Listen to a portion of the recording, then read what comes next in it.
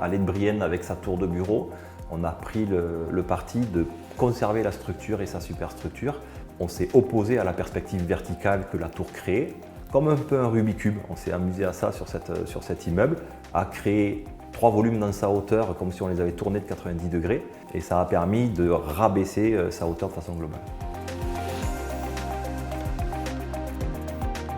J'ai tout ce qu'il faut pour la ville, petite cuisine, salle de bain, etc.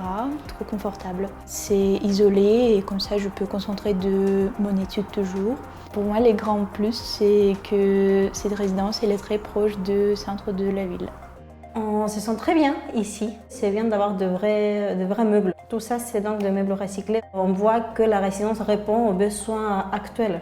Le fait de ne pas avoir de frais de dossier, c'est quelque chose d'intéressant parce que c'est l'argent qu'on ne perd pas. Et ici, à l'annexe, on a toutes les charges qui sont comprises dans les loyers. Donc c'est très pratique, comme ça on ne se trouve jamais en difficulté de combien on va payer à la fin du mois.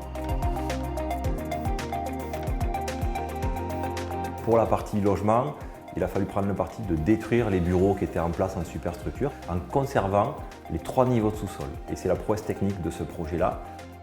Les innovations juridiques nous ont permis de mener à bien ce projet de mixité sociale.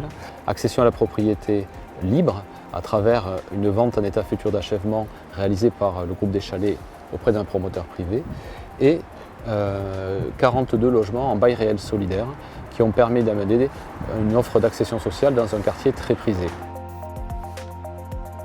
L'intérêt du BRS, c'est d'être propriétaire dans un quartier plutôt résidentiel. Moi, ça a été un coup de cœur. C'est dans un programme neuf, petit collectif, le cachet, la pierre toulousaine, le côté rouge.